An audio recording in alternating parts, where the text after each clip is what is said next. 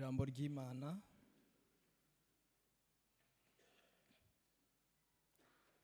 ubutumwa bwiza bwa Yohana gice cya 8 umurongo wa 31.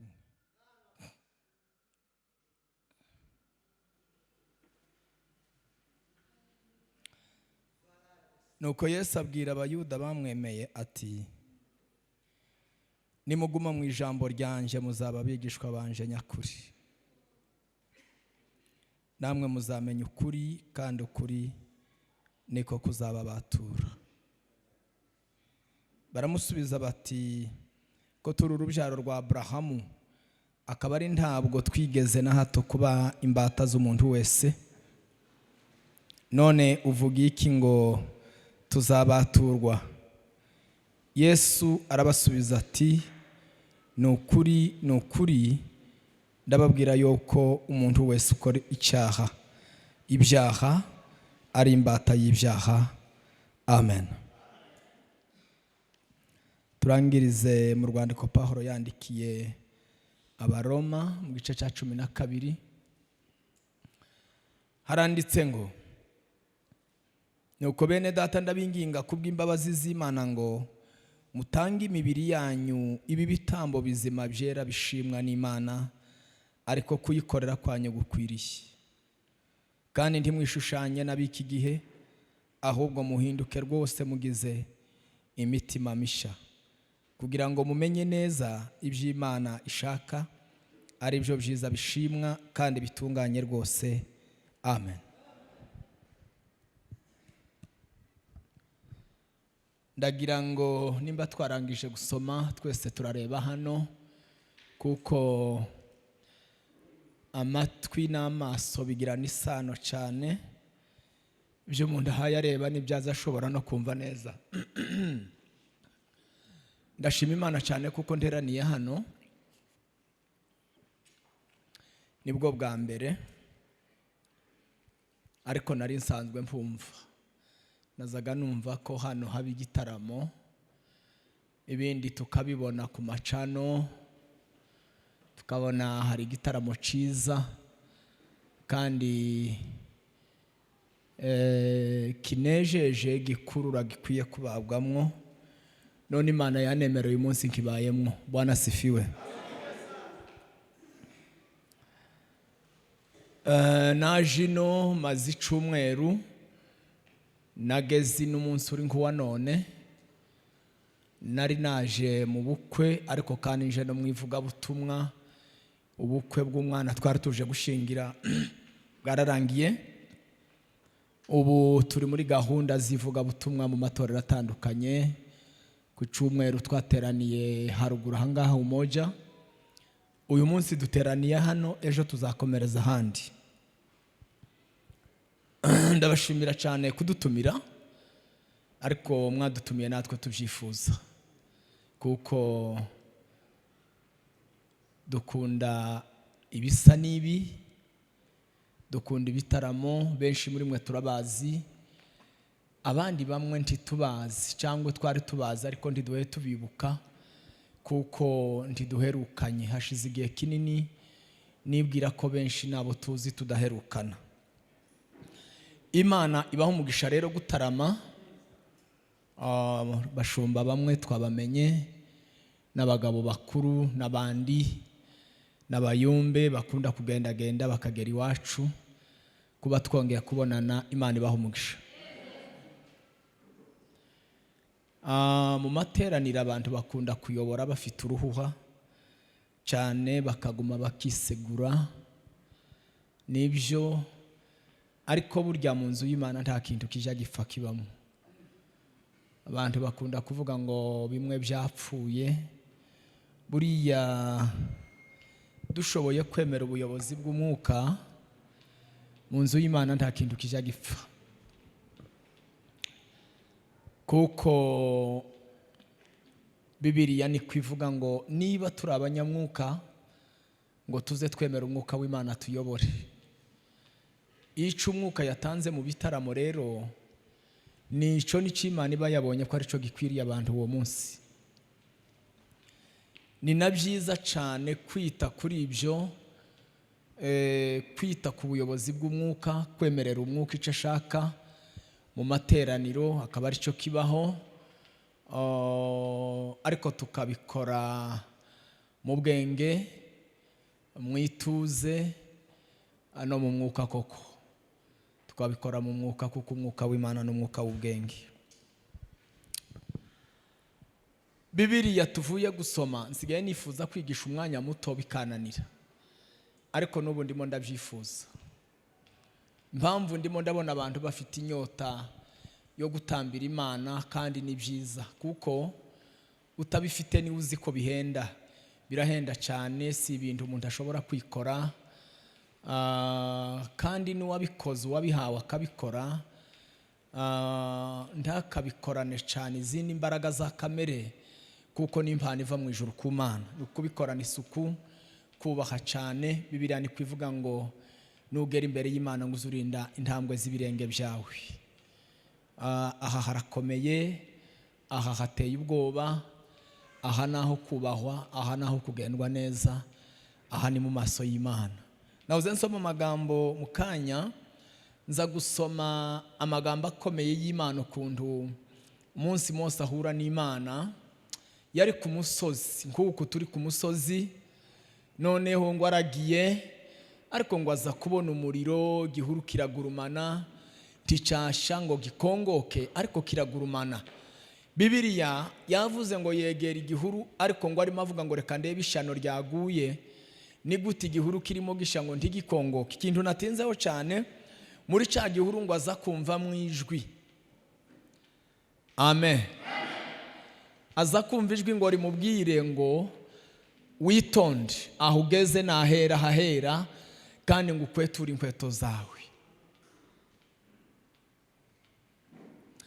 Buriya iyo tugize amahirwe akomeye turabimenya, tukamenya kuko iyo turi mu rusengero tugomba kwitonda, kuko tugeze ahantu hera cyane. Abantu barabyitiranya bashingiye ku madini n'impunguro bakiriye. Abantu bakibwira ko kwitonda, hari abitonda bakabigaragaza mu buryo bw'umubiri. Sibyo cyane Bibiliya ibivuga kwitonda, guca bugufi ko mu mutima, kwirinda ibyaha, gukiranuka, kwishimira Imana nk'ubikwiriye, kutagira icupfa n'Imana, gutunga umutima utagucira urubanza, gukora imirimo yo gushimwa n'Imana utagamije gushimwa n'abantu no kwereka abantu. Bibiliya iravuga ngo umuntu niyibwira ko hari icyo azi, ngo azaba atazi namba, ahubwo ngo azaba akwiye gutangira, ngo agatangira kwiga. Umuntu umwanya mutoya ngo umutima umubwiye ngo mfite byinshi, mfite bagaje, mfite ibyo nzi, uwo mwanya ngo azaca bugufi avuge ngo nukuri ndabimenye neza kuko ntaco nzi, ahubwo ngo nibwo bigaragaye ko nkwiye gutangira kwiga, noneho ngo nkagira ico menya. Bibiliya ni igitabo gisaba ubwenge. Iyo ugisomye wiruka, usoma amapaje menshi, ukabona uko yaratira abantu, ukababwira ko wasomye igitabo ibice byinshi n'imitume myinshi, ariko muri wowe Bibiliya itagukijije irakwica. Niko iteye, niwo mumaro wayo. Bibiliya iyo itagukijije irakwica. Bantu begereye Yesu baramubaza batese ni wowe tegereje. Ubu n'ubuhanuzi bwahanuwe n'umugore witwa ngira ngo Elizabeth, arahanura abwira Mariya, aramubwira ngo mu nda yawe. Bwana sifiwe. Aramubwira ngo mu nda yawe, aramubwira ngo twite umwana w'umuhungu. Aramubwira ngo urahiriwe wa mugore we mu bagore bose. Ariko aza kumubwira amagambo abirakomeye. Haleluya. Aramubwira ngo uwo muhungu ngo azaba ikimenyetso kigirwa impaka. Haleluya. Benshi ngo bazakizwa kubwe, ariko nanone ngo benshi bazasitara kubwe. Aramubwira ngo ndetse nawe Mariya ngo inkota izagucumita mu nda. Arasimba amubwira urupfu rwa Yesu. Bwana sifiwe. Iyo tugeze mu nzu y'Imana, bavandimwe, ndi umushitsi kandi ko ndatambuka, ariko sindi umushitsi mu Bayumbi, ndi umushitsi Nairobi. Sinotinya kuvuga ikiri ku mutima, kuko ndi mu bwatsi bwanje, ndi muri bene data benshi dusangiye tuvukana. Umuntu ushaka gukura mu by'Imana yirinda gukura bigizemo uruhare.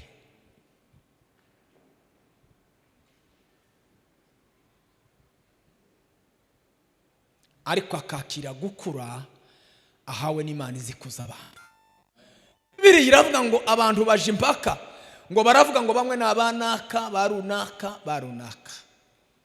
Pawulo ngo abagezemwo arabaseka, arababwira ati se ba Paulo n'abandi bose mwiyitirira niki bamaze?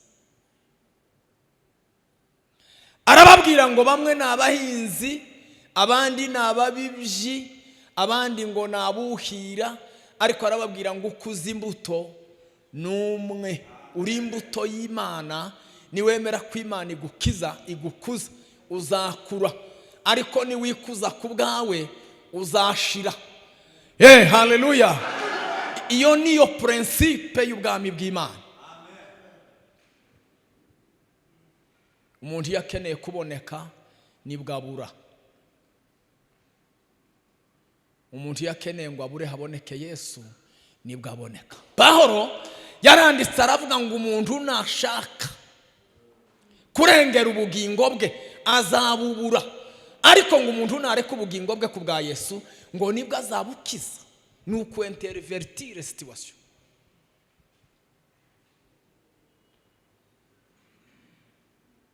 Ndagira ngo nsaba abayumbe bene data, mwirinde kunezeza abantu bivuye mu kubahata.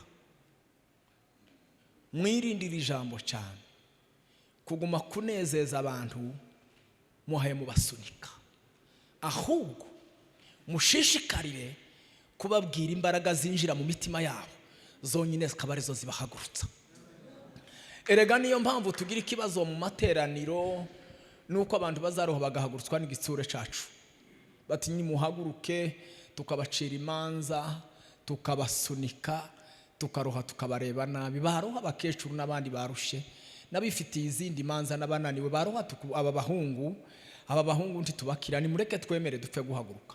Umuntu akaruha agapfa guhaguruka, uwo nguwo ntimuba muri kumwe, ntimuba mushoreranye, n'ubundi uravunika mu gitaramo. Ahubwo genda umusange, umubwira amakuru ya Yesu, ugaburira ubugingo bwiwe burye, ubugingo bwiwe buhaki. Nimugera hano ubutaha azagutanga guhaguruka. Haleluya! Principe z'Imana, agakiza twahawe tikadusaba guhuruduka cyane, kadusaba kwitonda, kadusaba kumva neza, kadusaba kumva. Njambwira abandi ngo niwubaka inzu mu mwuka ukayubaka yarenga hariya, ugasanga wayubatse nabi, ugasanga hari ibintu wamenye nabi, ntibiteye isoni kuyisenya ukayitsa, amaze wamara ugatangira kuyubaka neza, kazamuka n'imbaraga. Mwakoze cyane kwishimira Imana yacu. Imana ibaha umugisha. Kandi muze mufata umwanya wo gusoma amagambo y'Imana. Reka nkubwire ireme ry'umunezero, ntukaze uvuga uko wabyumvise,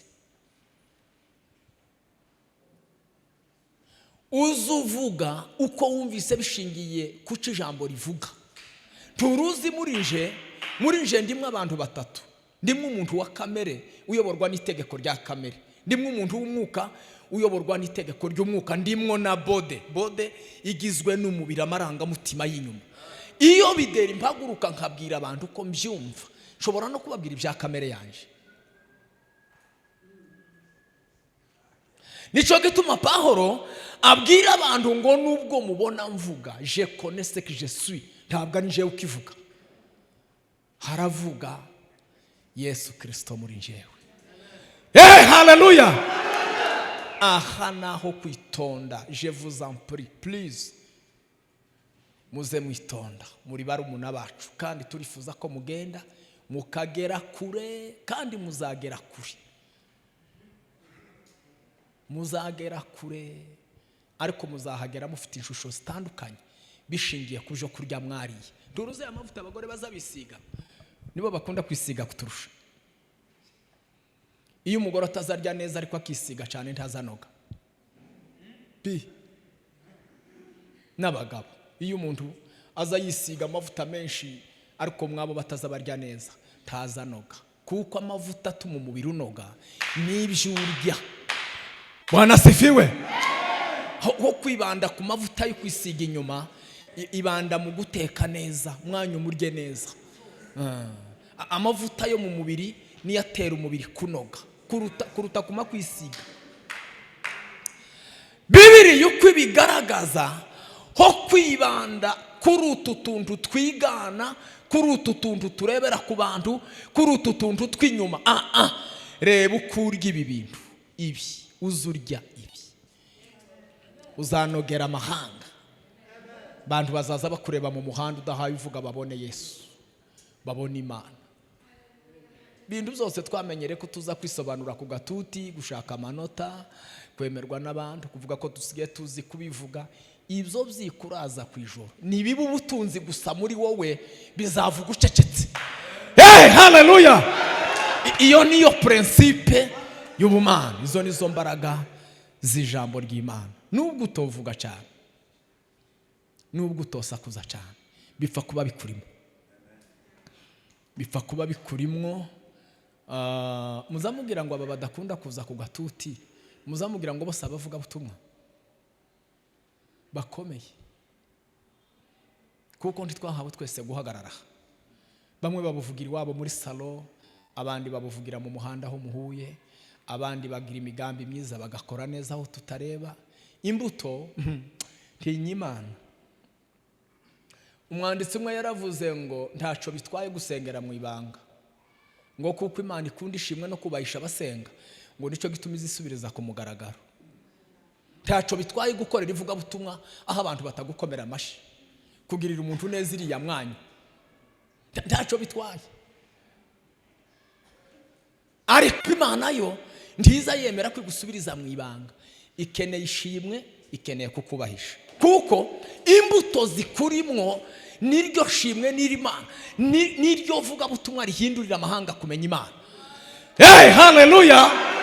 Nico gituma aha ni heza, ariko hateye ubwoba, kandi ntitukanahasunikirane. Nuzaza unanezerwa uze wirinda kuvuga unezerewe, uzovuga ibintu nusohoka hariya nibakubaza ibisobanuro ubibure. Ubibura se wari wabaye gute? Ko wari ko umva ngo ko numva haruko nabaye, kutubwire twahembutse turi bazima, tubwire noneho muri sabe wabaye kurumva wabaye gute. Uzabura ibisobanuro, kibi kibazo gikomeye. Bwana sifiwe. Kuko kunezerwa gutubwenge, kunezerwa no kuba mu bwenge, no kuba mu mbaraga, no kuba warariye ibi bintu. Bwana sifiwe. Reka mbwirize umwanya muto aya magambo tuvuye gusoma, nindangiza ndaza kwicara. Nari mbakumbuye, ngira imirimo ya leta nza nkora igize imyaka myinshi yaramboshe, sinza ndenga imipaka, ngira ngo tubiziranyeho. Bisaba amakonje maremare gusinyisha, none nkavuga ngo mbonye umwanya. Ibi bitarama abandi bahura bagurukamwo za Nairobi n'ahandi, njewe mba ndi mu mirimo ya leta sinza mboneka, none Yesu yampaye kuboneka. Bwana sifiwe. Rero ndagira ngo, ariko gusa hasigaye amezi make, sigaye amezi make nkaboneka cyane, burundu kaboneka. Ni ku mutima uri mukumbwira. Andika topic ngo imbaraga zo guhindura no guhinduka, nico tuvugaho. Wandike ngo imbaraga zo guhindura amahanga no guhinduka kwacu. Imbaraga zo guhindura no guhinduka, nico tugiye kuvugaho umwanya mutoya nitumara twicare. Abandi nabo bavuge, abandi nabo bahumeke. haleluya, Bwana asifiwe. Yesu abwira abantu, Yesu yari umujenama mwiza kuko yazaga areba ibyo tubona n'ibyo tutabona, akabona igihe turimo n'ikindi gihe kizaza, akamenya ibihe yari ahagazemo uko bizaba bimeze n'ibihe bizakurikiraho. Yesu ngo aje kubwira abantu, arababwira ngo imbaraga zivuga butumwa abantu ngo nibababona gusa, kuko mbaye mbabona, nta kindi yongereyeho. Abantu ngo nibababona gusa ngo bize bibatera guhimbaza Imana. Ukujya ni ijambo rigoye kumvikana, si ikintu umuntu wese yobwira undi muntu. Arababwira ngo reka mbagire inama.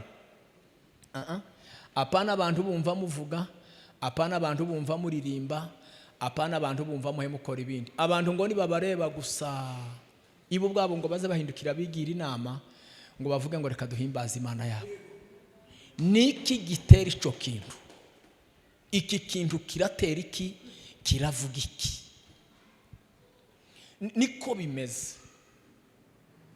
Iyo umuntu ashajishije imodoka, areba nyinshi, akumva retiyo yari afite ahisemo indabonye. Iyo umuntu arebye geography y'ibihugu, wumva uretse ico wari urimo uhisemo ikindi. Ni narwo rugendo murimo. Ibintu byose dukora bidutera guhitamo bishingiye ku kubona. Pawulo aravuga ngo kugira ngo tumenye ibikomeye, ibintu bitatu, ibintu bikomeye bishimwa kandi ngo bitunganye rwose. Ndagira ngo tuvuge ibi bintu titubizi mu isi, tubuza abantu babizi. Ibintu bikomeye by'Imana bishimwa kandi by'ukuri. Iyo dusubira mu makuru y'abasaza, mu makuru y'abanditsi, tukabakotinga, tukareba ama reference atandukanye, tugasoma intwari, tuza tuvuga ngo ese uko turacyafite intwari zimeze nk'izakera. Niki cyatumye Samweli amenya iribanga? Niki cyatumye Yeshuwa amenya iribanga? Niki cyatumye Eliya amenya iribanga? Niki cyatumye abakozi b'Imana baja mu giseke cy'ibanga ry'Imana bakavoma amakuru bakayatuzanira? Bibiliya iravuze ngo ninde dufite, mu Baroma niko twasomye, niho ngo muzamenya ibikomeye sase bishimwa kandi ngo bitunganye rwose. Tubuza abagore n'abagabo babitubwira. Impaka zaracicikanye ku ma media, ku ma WhatsApp, zandeba tubakumbuga nyinshi zabavuga butumwa, tuzatuje impaka rukabura gica kandi duhe dusoma mu rurimi rw'iwacu twese. Ese iki gitabo Imana yakiduhereye kutugerageza? Iki gitabo tumaze kubwirwa imyaka 40 ingahe, kikaba kigifite impaka mu miryango yacu hagati y'uyu mugabo n'umugore n'abana.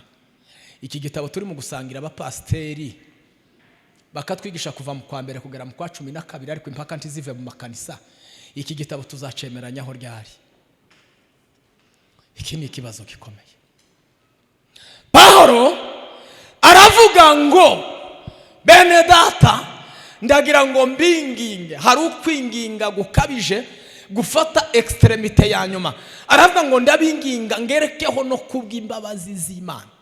Ndabinginga ariko ngo ngerekeho no kubw'imbabazi z'Imana ngo muhinduke, mube transforme. Uzi guhinduka, guhinduka nyaguhinduka ni nko gufata igisheke ukakigira isukari. Niko yari kwavuga. Ni nko gufata umwagi w'igisheke ukakigira isukari. Bikagera ubwo amahanga yose aja kunywa icyayi, ntavuge ngo muzane igisheke turunga icyayi, akavuga ngo muzane isukari turunga icyayi. Ça c'est une transformation pire 100%. Umuntu akwiriye guhinduka kugera ubwo abaturanyi bamujaho impaka, bakaza bavuga ngo icyasegeranye gusa ni umubiri usa kurya, imvugo n'umutima no kwizera no kuvuga nundi totally 100% nundi. Pawulo aravuga ngo ndabinginga kubw'imbabazi z'Imana ngo muhinduke sase muhinduke ariko kandi ngo mugize n'imitima mishya. Dawidi yagize umutima ushaje, niko yasenze, aravuga ngo uyu mutima urashaje kandi ngo urakomeye nk'ibuye, ukomeye nk'ibuye. Wishe Uriya ntiwagira ikibazo umurenganije, wakoze n'ibindi. Arasenga ararimba ngo Mana yanje ndemera umutima musha woroshe kuko kwinyama wicusa ugapfukama. Bibiliya iravuga mu gitabo cya Matayo mu gice cya 5 haravuga ngo wahirwa abanyembabazi ngo kuko aribo bazazigirirwa. Ni vice versa. Iyo umuntu yahindutse icyo akora nicyo kimugarukira, icyo avuga nicyo kimugarukira, icyo abiba nicyo asarura. Arababwira ngo ndabinginga ngo muhinduke 100%. Igisheke gihinduka isukari. Mugize ngo imitima misha. Umuntu nakugambira undi uzumubwira ngo tayari mimi nimeokoka, nta mwanya mfite w'ibyo biganiro, narahindutse. Wona umutima wa kera. Kandi ngo mutange imibiri. Uyu mubiri Pawulo yaranditse aravuga ngo bamwe amategeko abiri ngo azarwana igitondo n'umugoroba, kandi ngo atazayemerana tiyemerana na amategeko ahora na conflict, ngo kuko iby'umwe akunda ngo si iby'uwundi akunda.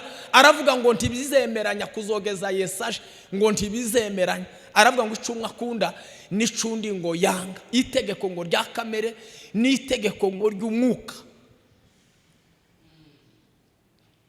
Nico gituma yanditse ngo muhinduke mugize umutima musha, umutima w'umwuka wuzuye ubwenge bw'umwuka w'Imana bwaturutse hehe? Mu ijuru ku Mana. Aravuga ngo uyu mubiri icyo ukunda ni ukurya no kunywa no guhaga.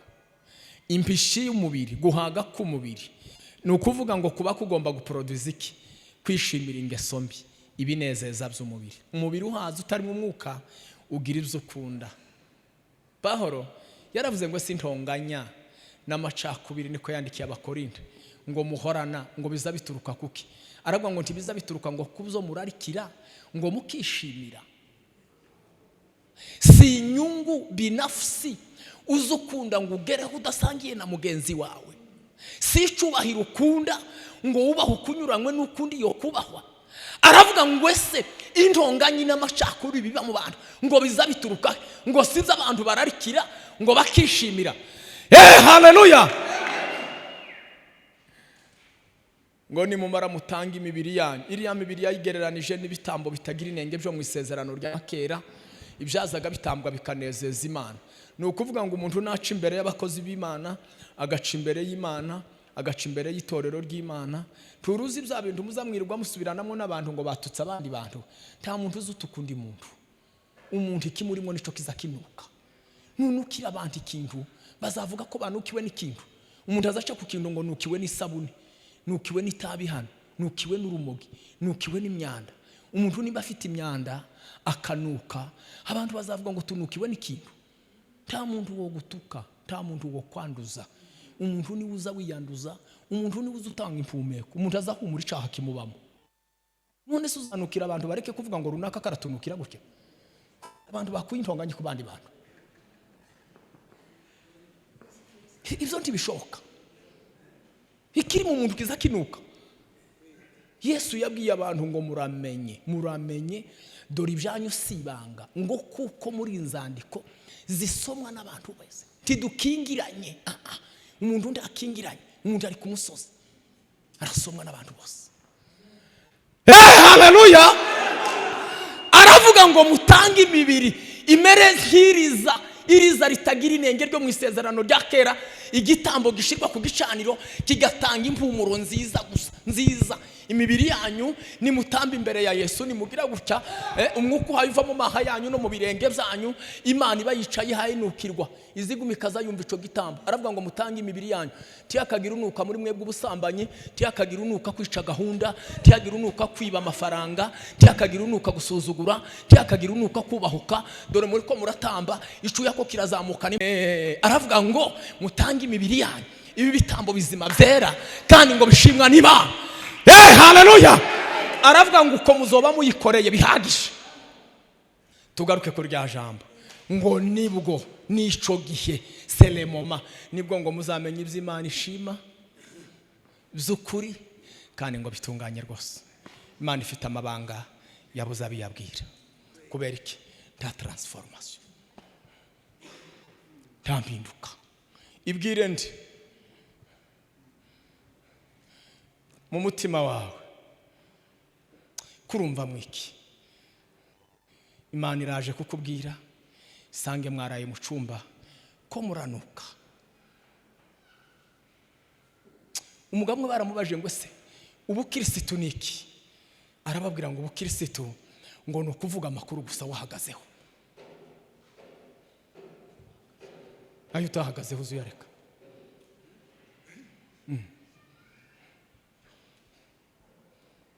Mu bukirisitu ntihaba ngo niko numvishije. Ubukirisitu niki? Ni ukuvuga gusa ngo amakuru wahagazeho.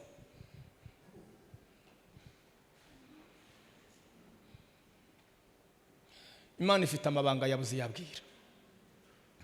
Bibiliya yavuze ngo Yohana areba abayuda bamubomotse inyuma. Ni Yesu wavuze aya makuru, Yohana arayandika. Abona ngo abantu igihirira nkiki cyakurikiye Yesu, ariko ngo kimukurikira gifite impamvu n'intego zitandukanye. Abona abantu ngo bakurikiye Yesu, amaze ngo Yesu ahindukira n'abantu. Arahindukira nkuko arababwira ngo mwabayuda mwe mwanizeye. Yesu ngo abwira abayuda bamwizeye, arababwira ngo mwabagabo mwe bitinde bitebuke muzamenye ukuri. Ukuri kuza gutonekana, kuza kuryana. Usorera umuntu aza kubwira ukuri, ukaza wumva arasa nk'ugutayemo umuriro, ukaza wumva ugiye gusara. Kuko kutagira ukuri, kutagira ukuri n'umudayimoni w'ikinyoma buri mu muntu utazukunda gushaganywa, akagutera orgueil, akagutera kutumva, akagutera kudacaho, akagutera kutagirwa inama.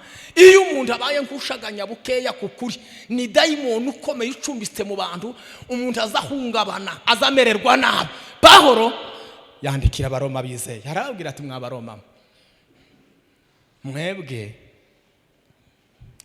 mwabayuda njewe ko ndabareba bitinde bitebuke muzamenya ukuri, kandi umunsi mwakumenye kuzababatura. Batuye umugabo arasuzugura.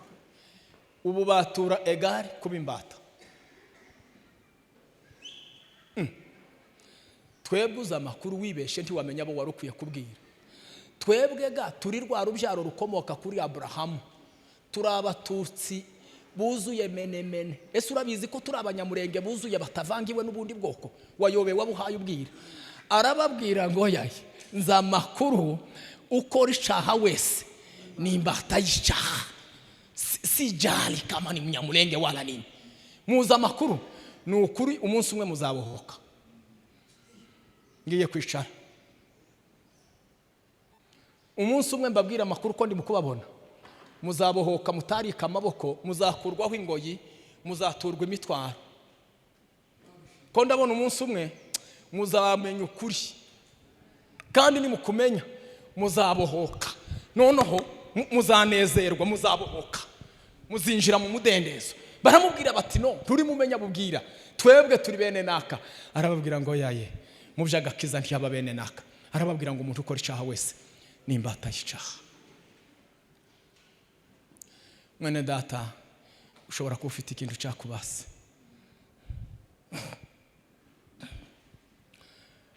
Upendo wa Mungu unapita yote.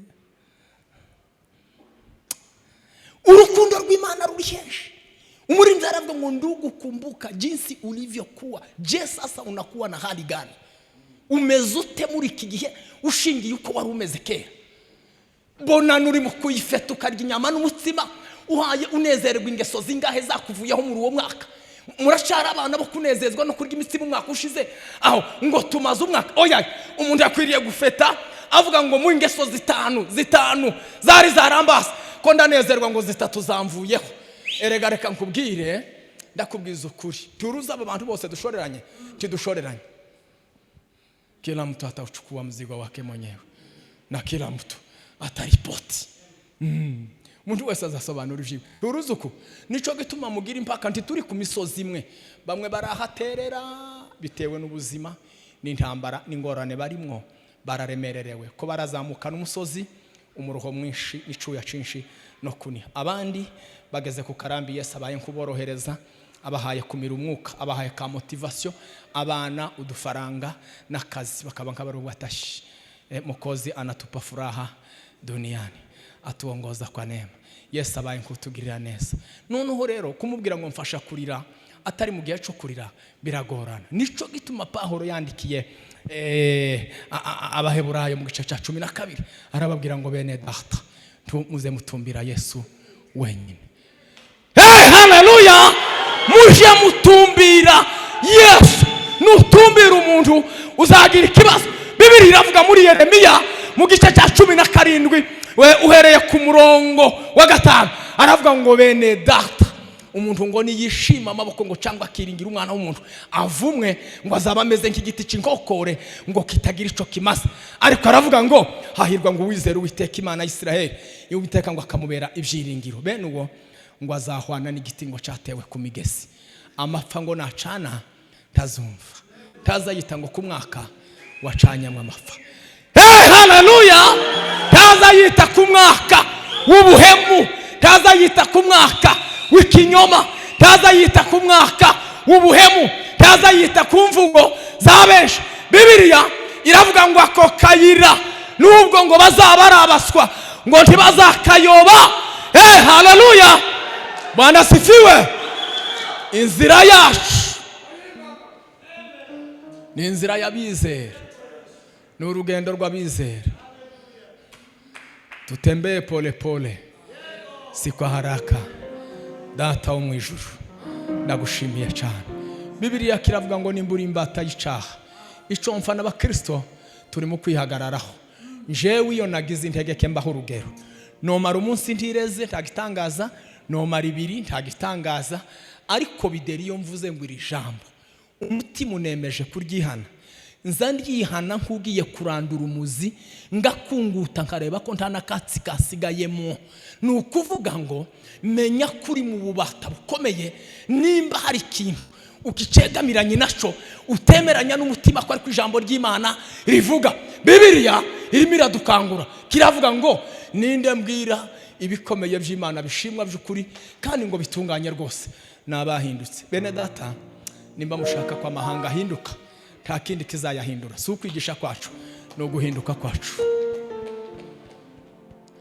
Nimba ushaka kwa mahanga ahinduka, ivuga butumwa rivuga rikagira ico rikora, si ukuririmba indirimbo nyinshi. Oya, guhinduka kwacu niko guhesha benshi guhinduka. Muhaguruke tusenga Imana.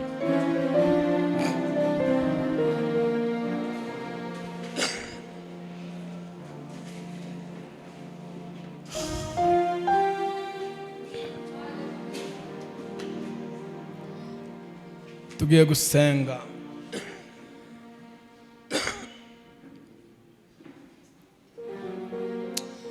Ndakwifuriza guhinduka no gufata ingamba zikomeye. Fata ingamba zikomeye, nuhinduka ibintu byinshi biri imbere yawe bizibwiriza bihinduke. No ukuri tuzongera kuvunika no kuvuga cyane, tuzongera kurazwa ku ijoro no kwinginga cyane. Oya, guhinduka kwawe kurahindura byinshi, guhindura kwawe kurahindura byinshi. Uhereye mu rugo rwawe, mu itorero ryawe, mu baturanyi, hirya no hino, impinduka zawe nizo mbaraga zo guhindura kwacu. Mwami Yesu turagushima.